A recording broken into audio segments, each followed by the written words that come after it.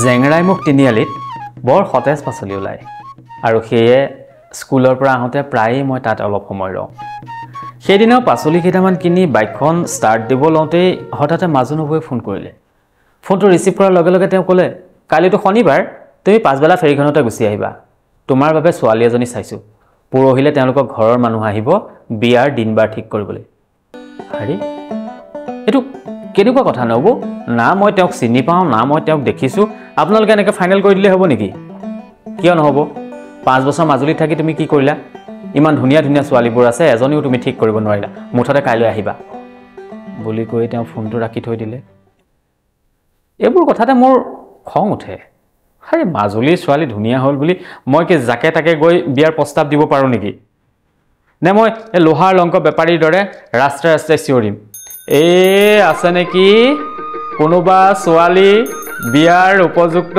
কোনোবা ছোৱালী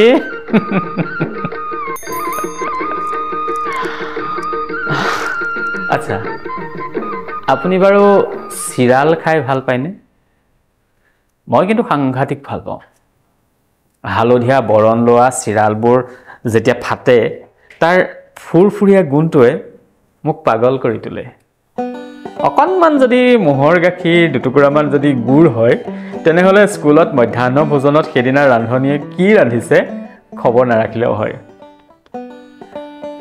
এদিন স্কুলৰ পৰা ৰুমলৈ আহি থাকোঁতে মিচিং গাঁৱৰ সেই শিমলুজোপাৰ ওচৰতে হঠাতে ফুৰফুৰীয়া গোন্ধটো পালোঁ ঘূৰি চাই দেখোঁ মাথাউৰি কাষৰ ঘুমটিখনৰ সন্মুখত থকা বাঁহৰ চাংখনত কলপাত এখিলা পাৰি শাৰী শাৰীকৈ সজাই থোৱা আছে বাকলি ফাটি পাক লৈ থকা কেইবাটাও চিৰাল বাইকখন ৰাখি মই ওচৰ চাপি গ'লোঁ লগে লগে ভিতৰৰ পৰা শব্দ কেইটামান উফৰি আহিল বাকী নহ'ব সৰুটো 30 ডাঙৰটো 20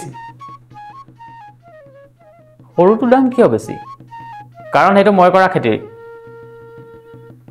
আপুনি খেতিও কৰে যুৱতী এগৰাকীয়ে ওলাই আহি ক'লে আপুনি মোক চুপতি মাৰিবলৈ আহিছ নে কিনিবলৈ আহিছে মই থতমত খাই গ'লোঁ যিখন গাঁৱৰে পাৰ হৈ গ'লে মই হাল বাই থকা হালোৱাজনেও ট্ৰেক্টৰখন ৰাখি ছাৰ আহিলি বুলি মাত দিয়ে সেইখন গাঁৱৰ এগৰাকী যুৱতীয়ে মোক এনেকুৱা ব্যৱহাৰ কৰিছে মই কিবা এটা কোৱালৈ তেওঁ নৰলেই জনতা চাবোনৰ বগা মোনাটোৰ পৰা পুৰণা পলিথিন এটা উলিয়াই সৰু চিৰালটো ভৰাই মোৰ ফালে আগবঢ়াই দি ক'লে এইটো আপুনি লৈ যাবি খাই বেয়া পালে কাইলৈ ঘূৰাই দি যাবি পাছদিনা মই গ'লোঁ ঘূৰাবলৈ নহয় আৰু এটা কিনিবলৈ চিৰালটো সঁচাকৈ বৰ সোৱাদ আছিল তাৰ পাছত প্ৰায় 15 দিনমান মই তেওঁৰ দোকানৰ পৰা নিয়মীয়াকৈ চিৰাল কিনিলোঁ কেতিয়াবা ভাবোঁ ইমান মিঠা মিঠা চিৰাল বিক্ৰী কৰা ছোৱালীজনীৰ কথাবোৰ বাৰু কিয় ইমান তিতা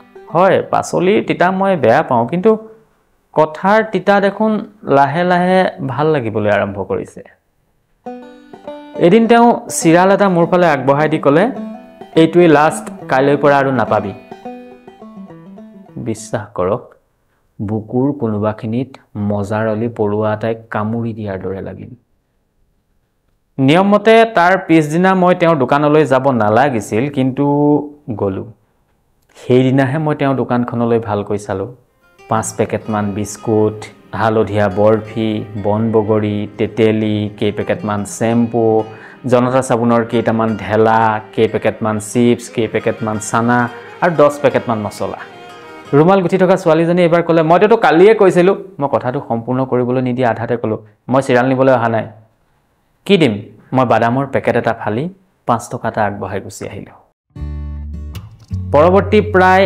এসপ্তাহমান মই তেওঁৰ দোকানৰ পৰা নিয়মীয়াকৈ বাদামৰ পেকেট এটা কিনিলোঁ এদিন তেওঁ মোক বাদামৰ পেকেটটো আগবঢ়াই দি ক'লে আপোনাক কথা এটা কওঁ বেয়া পাবি নেকি নাই নাপাওঁ আপুনিতো মাষ্টৰ মানুহ কথাবোৰ জানোই তথাপিও কওঁ বেয়া বস্তুবোৰ বেছিকৈ নাখাবি পথাৰৰ মাজৰ পুলটোত বহি মই তেওঁৰ কথাবোৰে ভাবি আছিলোঁ এই বাদাম কেতিয়াৰ পৰা বেয়া বস্তুৰ শাৰী লৈ উঠিল ঠিক তেনেকুৱাতে দেখিলোঁ কোনোবা এজনে বাদামৰ পেকেট এটা লৈ লোকেল চুলাই ঘাটিৰ ফালে গৈছে কথাৰ ওৰ মই তেতিয়াহে বিচাৰি পালোঁ আসলতে তেওঁ ভাবি আছিল মই সদায় তেওঁৰ পৰা বাদামৰ পেকেট এটা লৈ চুলাই খাবলৈ যাওঁ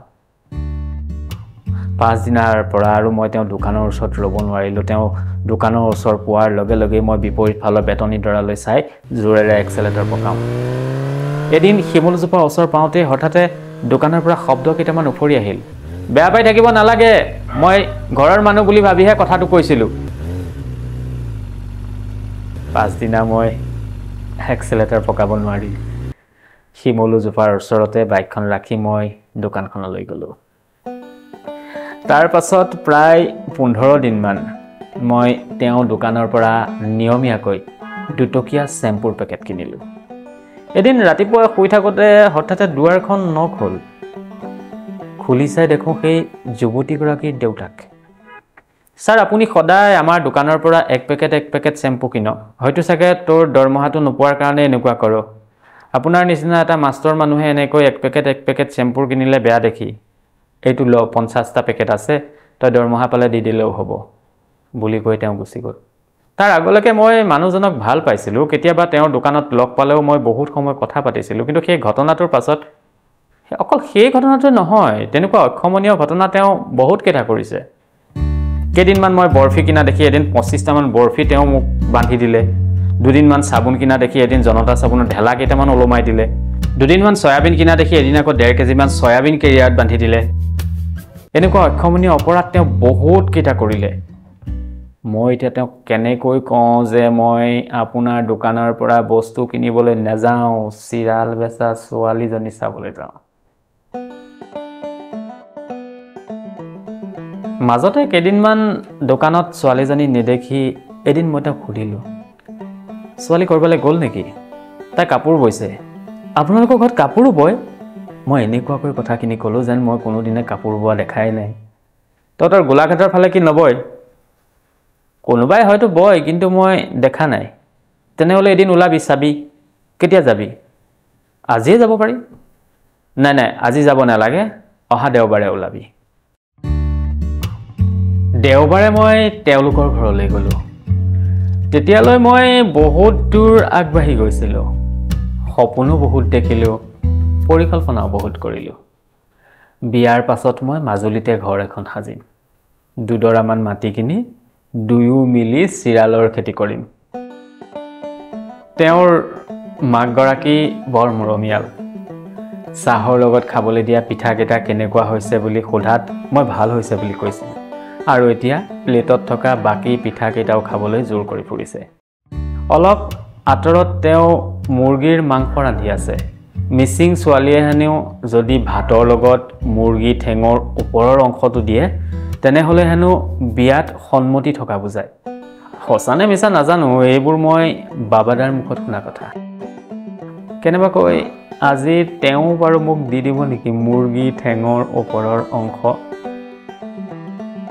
মই এতিয়া তেওঁলোকৰ আগত কথাবোৰ কেনেকৈ উলিয়াওঁ? চটিয়না কাঠৰ দৰে টান সেই পিঠাটো চিকুটি মই সেইবোৰ কথাই ভাবি আছিলোঁ। কিন্তু বেছি সময় মই ভাবিব লগা নহ'ল। অলপ সময় পাছত মাকে নিজেই কথাটো উলিয়ালে। আপুনি বিয়া পাতিলি? নাই পতা। কেতিয়া পাতিবি? অহা বছৰ মানে। ছোৱালী? মই যুৱতীগৰাকীলৈ চালোঁ, তেওঁ মোৰ ফালে চালে। গম পালোঁ তেওঁৰ সন্মতি আছে।